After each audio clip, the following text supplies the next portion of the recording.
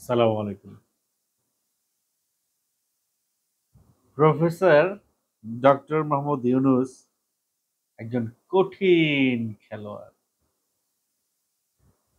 তারে আপনারা রোনালদো বলেন, মেসি বলেন বা কার ম্যারাডোনা বলেন, কোন নামে তাকে আহ, বললে আমার মনে হয় ছোট হয়ে যাবে সেই নামগুলা।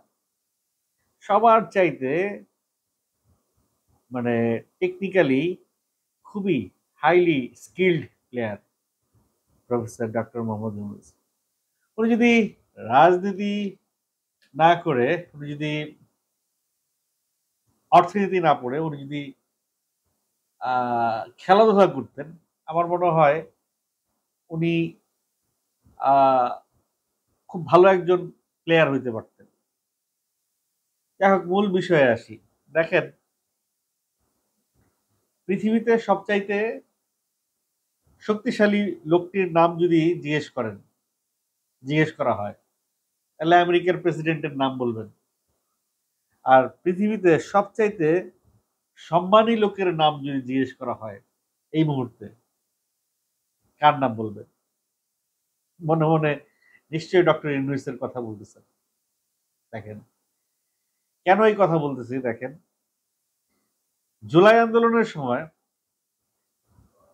দুবাইয়ে কিছু বাংলাদেশি বিক্ষোভ করেছিল, যাদেরকে দুবাইয়ের আইন অনুযায়ী তাদেরকে শাস্তি দেওয়া হয়, 10 বছর 20 বছর করে জেল দেওয়া হয়, অনেকের যাবজ্জীবনও জেল দেওয়া হয়েছে। পৃথিবীর কোন দেশ অন্য দেশের সাজাপ্রাপ্ত আসামিকে সাজা মাফ করায়া বের করে নিয়ে আসা ওই দেশের জেল থেকে, এটা অন্য কোনো দেশের দেশের প্রধানের, প্রধানমন্ত্রী হোক আর প্রেসিডেন্ট হোক, কতটুকু ক্ষমতা আছে তার উপরে দুবাইয়ের মতো দেশের, সেটা মানে ভেবে কুল কিনারা পাওয়া যাবে না। কারণ দুবাই হচ্ছে গিয়ে কিংডম, তারা হচ্ছে গিয়ে রাজতন্ত্র ফলো করে। তো সেখানে কোনো গণতান্ত্রিক দেশের কথা তাদের কাছে এত খাটো না। তার উপরে তারা সবচাইতে ধনী দেশ, one of the most richest country. তাদের কাছে তেল আছে, তো তাদের অনেক টাকা আছে। প্রফেসর ডক্টর ইউনূস খালি ফোন করে কইছে যে, এই আমার নাগরিকদেরকে ছাইড়া দাও, জাস্ট খালি বলছে। সে দুবাই সেই সব হাজতিদেরকে, বাঙালিদেরকে বাংলাদেশে পাঠায় দিচ্ছে, সব সাজা মাফ। চীন, প্রফেসর ডক্টর মোহাম্মদ ইউনূসের চীন সফরে যাওয়ার একটা প্রসঙ্গ আসছে কেবল, যে যাবে, একটা অপশন হয়েছে। চীন একটা ব্যক্তিগত শুধুমাত্র প্রফেসর ডক্টর ইউনূসের জন্য আলাদা একটা বিশেষ ফ্লাইটের ব্যবস্থা করছে, যে একটা বিমান পাঠায় দিবে প্রফেসর ডক্টর ইউনূসের জন্য, যে তুমি আমার এই বিমানে করে আসবা। বাংলাদেশের বা ওয়ার্ল্ডের আর কোনো রাষ্ট্রপতি বা সরকার প্রধান এরকম খাতির যত্ন অন্য কোনো দেশ থেকে পেয়েছে কিনা আমি জানি না। বাংলাদেশে যে পায় নাই, এটা দিস ইজ ফর শিওর। শুধু বাংলাদেশ না, ইন্ডিয়াতেও পায় নাই। কতটা সম্মান চীন প্রফেসর ডক্টর মোহাম্মদ ইউনূসকে দেখায়। শুধু চীন না, বিশ্বের প্রত্যেকটা দেশ প্রফেসর ডক্টর মোহাম্মদ ইউনূসকে সম্মান দেখায়। আপনাদের ওই যে ওই কথাটা মনে আছে, 192 জন নোবেল লরিয়েটের সিগনেচার প্রফেসর ডক্টর মোহাম্মদ ইউনূসের পক্ষে আসছিল। 192 জন নোবেল পুরস্কার জয়ী বলছে যে professor doctor Mohammad Yunus is in right path. তার মানে নোবেল কি সাধারণ মানুষজন পায়? এই ছিচকে রাজনীতিবিদরা কি নোবেল পায়? হ্যাঁ, তাহলে বুঝেন, পৃথিবীর সবচাইতে ভালো ভালো মাথাগুলা প্রফেসর ডক্টর মোহাম্মদ ইউনূসের পক্ষে। তাহলে সেই সব দেশের রাষ্ট্রপতিরা কেন প্রফেসর ডক্টর মোহাম্মদ ইউনূসকে সম্মান দেখাবে না? সম্মান শুধু দেখাইতে পারে নাই কে? গত ফ্যাসিস্ট সরকার শেখ হাসিনা। সে নিজের পায়ে নিজে কুড়াল মারছে, রতন চিনে নাই, বরঞ্চ সে প্রফেসর ডক্টর মোহাম্মদ ইউনূসকে সে তার শত্রু মনে করছে যে এই লোকটা যদি বাংলাদেশের মানুষের আইডল হয়ে যায় তাহলে সবাই তার কথা শুনবে, সে কোনোদিন কিছু বললে সেটাই মানুষ শুনবে এবং সেটা একটা রিস্ক হয়ে যাবে তার জন্য। শেখ হাসিনা যদি বিন্দু পরিমাণ ফিল করছে যে এই লোকটা তার জন্য রিস্ক, তাহলে তাকে সে একেবারে শোয়ায় দিচ্ছে। এটার অনেক অনেক সংবাদ এই রিলেটেড বিভিন্ন পত্র পত্রিকায় বা চ্যানেলে আমরা দেখছি এই রিলেটেড সংবাদ। সে প্রফেসর ইউনূসকে ছোট করতে যায়, প্রফেসর ইউনূসের সাথে লাগতে যায়, সে নিজেই নিজের সবচেয়ে বড় ক্ষতিটা করছে। আজকে যদি প্রফেসর ডক্টর মোহাম্মদ ইউনূস শেখ হাসিনার পক্ষে থাকতো তাইলে হয়তো বিষয়টা অন্যরকম হইতো। আজকে যদি উনি ইউনূস সাহেবের পরামর্শ নিত, তার যদি ছাত্ররা ইউনূস সাহেবকে বলছেন দেশের এই অবস্থায় প্রধান উপদেষ্টার পদ দিতে, শেখ হাসিনা যদি তার কাছে একটা সাহায্য সহযোগিতা চাইতো যে দেশ চালানোর জন্য তাকে যে পরামর্শ দেয় উপদেষ্টা, সেই সকল উপদেষ্টার প্রধান উপদেষ্টা যেন প্রফেসর ডক্টর মোহাম্মদ ইউনূস হয়, তাইলে শেখ হাসিনার পাওয়ার এবং সম্মান যে কত গুণে বহির্বিশ্বে বেড়ে যেত এটা সে বুঝতেই পারে নাই। যেই ইউনূস সাহেবকে পদ্মা নদীতে চুবাইতে চাইছে যেন না মারা যায়, এরকম চুপ বেশিক্ষণ রাখতে মানা করছে, সেই ইউনূস সাহেব আজকে শেখ হাসিনার চেয়ারে বসা। দেখেন, আজকের ফকির কালকের আমির, কালকের আমির আজকের ফকির, কথাটা একেবারে যথার্থ মিল পাওয়া যাচ্ছে এখানে। যাই হোক, যে কারণে বলছি যে কঠিন খেলোয়াড় প্রফেসর ডক্টর মোহাম্মদ ইউনূস। দেখেন, সে কিন্তু হাসিনাকে আনার জন্য তোড়জোড় করছে না, সে কিন্তু এই যে আওয়ামী যেসব পালায় গেছে এই জুলাই আন্দোলনের পরে দেশ ছেড়ে যেসব পালাইছে তাদেরকে ধরার জন্য তার কোনো ইয়ে নাই, খুব তাড়াহুড়া নাই। সে জায়গা মতো নালিশটা দিয়ে রাখছে, একেবারে জায়গা মতো নালিশটা দিয়ে রাখছে জাতিসংঘ ইন্টারন্যাশনাল ট্রাইব্যুনালে নালিশটা দিয়ে রাখছে। বিচার হবে আন্তর্জাতিকভাবে।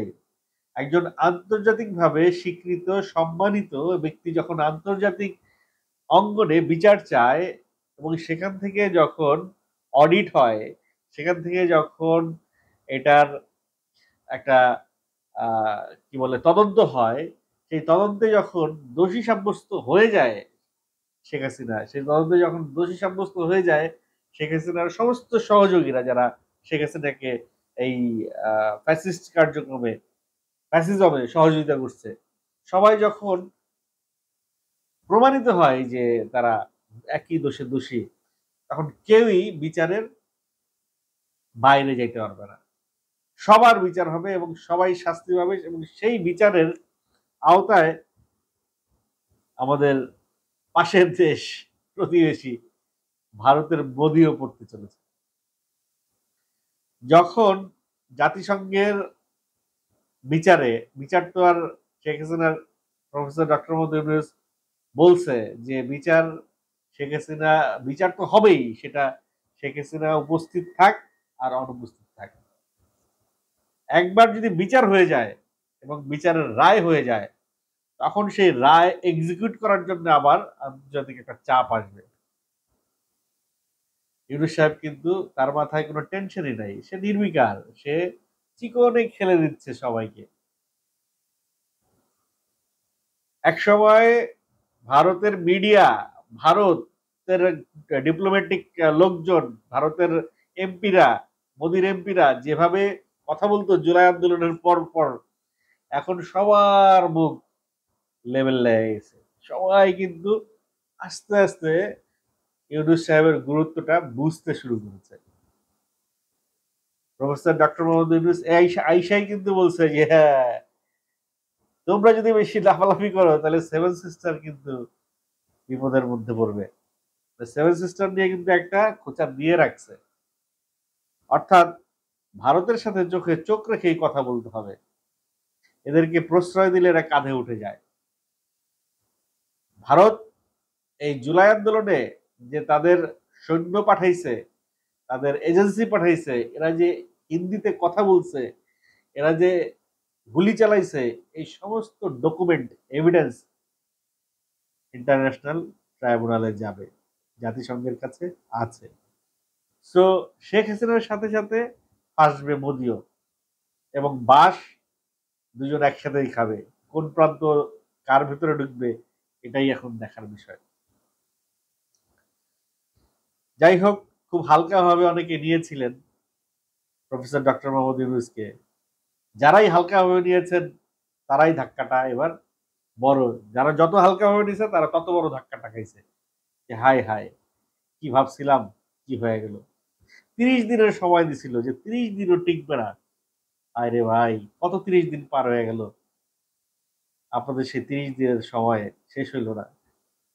বলে যে আগামী সপ্তাহে আসবে, এই কালকে আসবে, এই টুপ করে ঢুকে যাবে বাংলাদেশে। সে টুপ করে আর ঢুকাই হলো না, ঢুকতেই পারলো না। আদতে মনে হচ্ছে অনেকেই প্রফেসর ডাক্তার মোহাম্মদ ইউনূসকে সহযোগিতা করছে না, কিন্তু যাদের ব্যবহারে, যাদের কথাবার্তায় এই সমস্ত বিষয়ে ফুটে উঠতেছে, তারাও কিন্তু ওই বিচারের আওতায় চলে যাবে। তাদেরও অতীত আছে, তারাও কিন্তু ভয়ে আছে যে বিচার যদি হয় তখন বিচারের আওতায় তো আমাকেও নেওয়া হবে। সো ওই ক্যামেরার সামনে 2-4টা কথা বলার পরে বাড়িতে যায় কিন্তু তারা টেনশনেই আছে, যে আয় হায় কি বললাম, বলাটা কি ঠিক হইলো। যাই হোক, ইউনূস সাহেবের খেলা দেখতে খুব ভাল লাগছে। কঠিন খেলা খেলতেছে সে, এরকম খেলা এক্সপেক্ট করি নাই সে খেলতে পারবে। ভাই, ফিন্যান্সের লোক, অর্থনীতির লোক, লাভ ছাড়া লসে সে হাঁটবে না। শুধু লাভই দিবে বাংলাদেশকে, বাংলাদেশের লস সে করবে না। দেখেন এই রোজার দিনে পেঁয়াজের দাম কত এখন। আওয়ামী লীগের আমলে 450 টাকা দিয়ে পেঁয়াজ খাইছি। ভারত পেঁয়াজ আমাদেরকে পাঠাইয়া কত টাকা নিয়ে গেছে, 3 গুণ 4 গুণ দাম নিয়ে গেছে আমাদেরকে পেঁয়াজ পাঠাইয়া। এই মধ্যস্বত্বভোগীরা এই টাকাটা খাইছে, ভারতকেও দিছে, প্রশাসনকেও দিছে, তারপরে বিদেশেও পাচার করছে। আজকে রোজার মাসে কারেন্ট যায় না, আজকে আলুর দাম, পেঁয়াজের দাম, তেলের দামও কমে গেছে। শুনলাম পত্রিকায়, হেডলাইন দেখলাম তেলের দামও কমছে। হ্যাঁ, আইন শৃঙ্খলার পরিস্থিতির একটা খারাপ সময় যাচ্ছে। এই সময়টা এই কারণেই যাচ্ছে কারণ মানুষ এখন কথা বলতে পারতেছে। আগে তো মানুষ বলারই সাহস পাইতো না কারো বিরুদ্ধে। কোনো আওয়ামী লীগের লোক যদি কোনো অন্যায় করতো তার বিরুদ্ধে থানায় গিয়ে অভিযোগ, বাপরে বাপ, খবর আছে। অভিযোগ তো নিবেই না, বরং অভিযোগ যে করার পরিকল্পনা করবে তার উপরে আবার অত্যাচার নেমে আসবে। সেই পরাধীনতা থেকে সবাই মুক্ত হয়েছে। তারপরে আরেকটা বিষয় হলো সোশ্যাল মিডিয়া। সোশ্যাল মিডিয়া এখন সবার হাতে। 10 বছর আগে সবার হাতে এরকম সোশ্যাল মিডিয়া ছিল না। এখন সবার হাতে হাতে সোশ্যাল মিডিয়া, সবার হাতে হাতে মোবাইল। সবাই এক একজন সাংবাদিক, সবাই সত্য ঘটনা তুলে ধরতেছে। আগে এক একটা পত্রিকা, এক একটা টেলিভিশন চ্যানেল এই সত্য ঘটনা প্রকাশ করার আগে 10 বার চিন্তা করতো যে এই নিউজটা ছাপলে গভর্নমেন্ট থেকে প্রেশার আসবে। কিন্তু যাদের হাতে এক একটা মোবাইল নিয়ে যারা যারা সাংবাদিক হিসেবে বাংলাদেশের এক একজন নাগরিক বসে আছে, তারা এগুলা চিন্তা করে না যে সরকারি চাপ আসবে। এখন তো স্ট্যাটাস দিলে আর কেউ চাপ দেয় না, ওই স্ট্যাটাসটা মুছে ফেলেন। এখন আর ভিডিও দিলে কেউ চাপ দেয় না, ওই ভিডিওটা মুছে ফেলেন, ওই ভিডিওটা ডিলিট করেন। অথবা এখন কেউ স্ট্যাটাস আর ভিডিও দিলে তাকে বাসা থেকে ধরে নিয়ে যায় না। সো এখন এই অপরাধগুলা সবাই জানতেছে, এগুলো আগেও হইতো, এখনো হচ্ছে, ভবিষ্যতেও হবে, যদি না প্রপার এক্সিকিউশন হয়, শাস্তি প্রপার বিচারটা যেন না হয়। 90 দিন লাগতো তদন্ত করতে, সেটা কমায়া 180 দিন লাগতো তদন্ত করতে, সেটা কমায়া 90 দিন করা হয়েছে। এবং 30 দিন ছিল তদন্ত অফিসারের হাতে, সেটা কমায় 15 দিন করা হয়েছে। অর্থাৎ 180 দিনের জায়গায় 90 দিনের মধ্যে বিচার কার্য শেষ করতে হবে ধর্ষণের। সেইটা সেই আইন প্রণয়ন হতে চলেছে খুব শিগগিরই। তো এই সবই কিসের অবদান? ওই যে সাংবাদিকদের অবদান, সোশ্যাল মিডিয়ার সাংবাদিকদের অবদান, যাদের হাতে হাতে মোবাইল, যারা সত্য ঘটনাটা ইমিডিয়েট, কারো ভয়, কারো তোয়াক্কা না করে ইমিডিয়েট সোশ্যাল মিডিয়ায় পোস্ট দিচ্ছে। প্রফেসর ডক্টর মোহাম্মদ ইউনূসের সাথে এই সমস্ত সাংবাদিক আছে, থাকবে। যারা যারা অপচেষ্টা চালাচ্ছে তাদের কিন্তু 12টা বেজে যাচ্ছে। বিভিন্ন জায়গায় দেখলাম, পিনাকিদার ভিডিওতে দেখলাম যে বাহাউদ্দিন নাসিমের সেই একজন সহযোগী যে তৌহিদি জনতার বিরুদ্ধে একবার ইয়ে করলো, মাঠে নামলো, আবার এখন আবার তৌহিদি জনতার সাথে সে মাঠে নামছে এই কেওয়াজ তৈরি করার জন্য। আওয়ামী লীগের যে সমস্ত নেতা, পাতি নেতা, উপনেতা যারা পালাইতে পারে নাই, তাদের কপালে যে কি দুর্বিষহ যন্ত্রণা সামনে অপেক্ষা করছে, সেটা তারা নিজেরাও বুঝতে পারছে না। তারা আপার ভরসায়, তারা এখনো বিশ্বাস করে যে আপা আসবে, আপা ফিরবে, আপা তাদেরকে আগের সেই ক্ষমতা বুঝায় দিবে, আবার তারা স্ট্রিম রোলার চালাবে সাধারণ মানুষের উপরে। এই স্বপ্ন নিয়ে তারা এখনো বসবাস করছে, অনেকটা ছেঁড়া কাঁথার তলে শুয়ে লাখ টাকার স্বপ্ন দেখছে। যাই হোক, স্বপ্ন তারা দেখতে থাক। ইউনূস সাহেব ভালো কাজ করছেন, তিনি সেই সব কাজ করতে থাক। সব কাজই যে সময় মতো সে করতে পারবে তা তো না, মানুষ তো সে। এক হাতে বা দুই হাতে 10 হাতের কাজ তো করতে পারবে না। তবে সমস্ত কাজ সে করবে। যা যা এজেন্ডা তাকে দেয়া হয়েছে, সমস্ত এজেন্ডা বাস্তবায়ন করেই সে গদি থেকে নামবে, এইটুকু ফর শিওর।